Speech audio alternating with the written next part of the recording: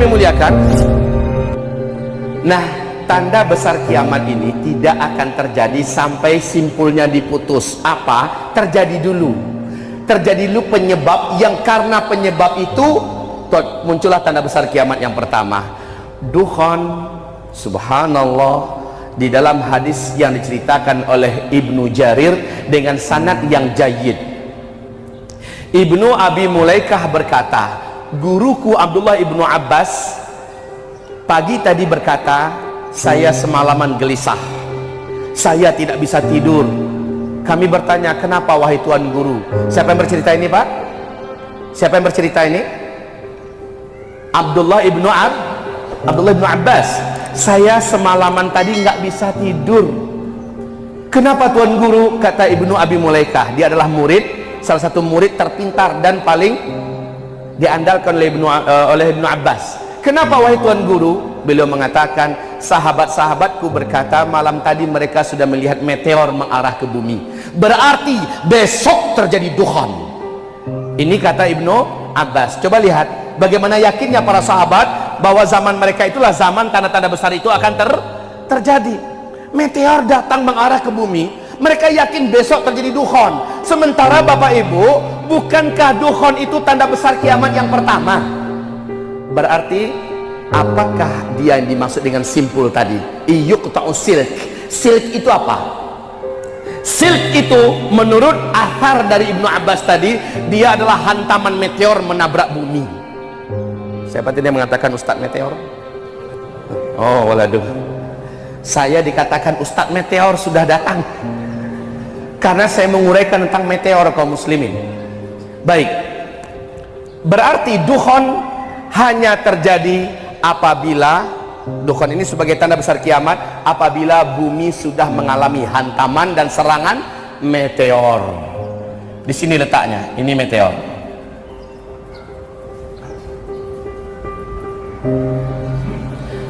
Meteor ini mempunyai dampak langsung sebagai terjadinya tanda besar kiamat yang pertama. Ada apa dengan meteor?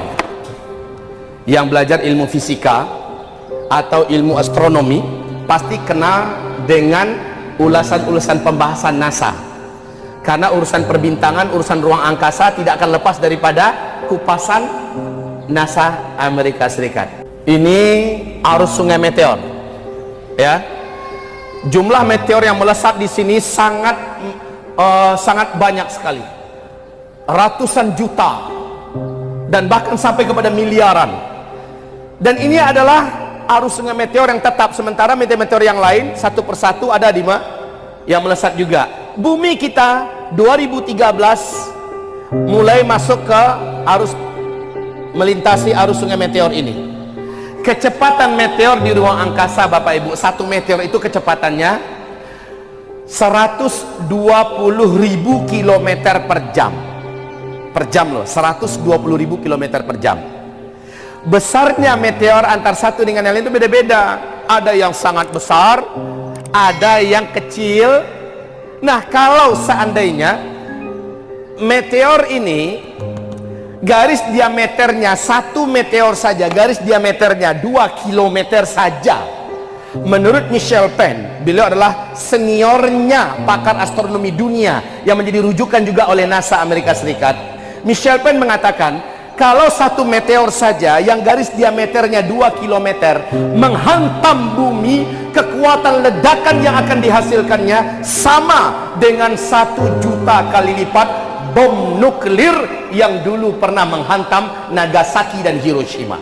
1 juta kali lipat. Kebayang kalau garis diameter satu meteor itu 2 km saja. Uraian ini silahkan nanti dilihat di kitab Zikir Akhir Zaman. Itu pembahasan hantaman asteroid menabrak bumi. Kaum muslimin yang kami muliakan, 1 juta kali lipat bom nuklir. Sehingga kalau meteor ini jatuhnya ke laut, kata Michel Penn, jatuhnya ke laut akan menimbulkan gelombang tsunami setinggi 230 meter. 230 meter kalau jatuhnya ke laut, Pak. Dan itu kecepatannya, Masya Allah, kecepatannya ratusan kilometer per jam. Kecepatan tsunami itu maksud saya. Kalau jatuhnya di kutub utara atau di kutub selatan, kata Michel Penn, kutub itu kan ada gunung es abadi di sana. Apabila dia menghantam kutub utara atau kutub selatan ini, maka akan melelehlah gunung es abadi tersebut.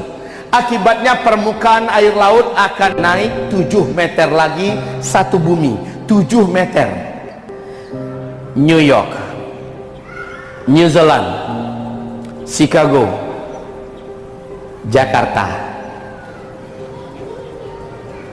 seluruh kota-kota yang dibangun di tepi pantai, apalagi Belanda, Jepang, ya, yang rendah dari laut atau dekat saja jaraknya, tenggelam semua. Dan Nabi memang menubuatkan di hadis lain, di akhir zaman akan banyak penenggelaman negeri-negeri dan kota-kota, kata Rasulullah Sallallahu Alaihi Wasallam.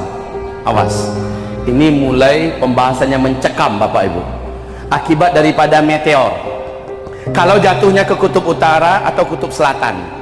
Tapi kalau jatuhnya meteor itu di daratan, inilah yang sesuai dengan ayat dan hadis. Inilah yang terjadi.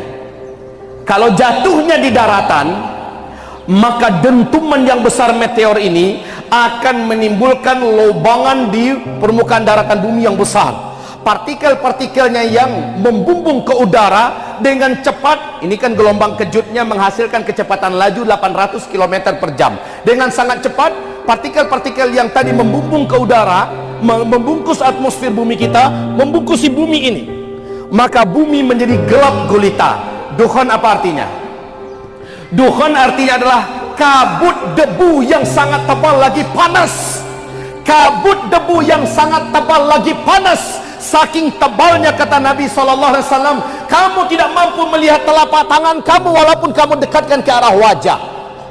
Kamu tidak mampu membedakan kapan siang dan kapan malam. Dan itu lamanya 40 hari 40 malam, kata Rasulullah. Menurut NASA Amerika Serikat, menurut pakar-pakar astronomi dunia, bila hantaman meteor terjadi 1 tahun, kata mereka, bumi ini gelap. Tapi kata Rasulullah hanya 40 hari. Mana yang benar? Bapak karena orang beriman, Bapak langsung mengatakan Rasulullah. Gimana caranya supaya bisa jadi sementara pakar mengatakan 1 tahun?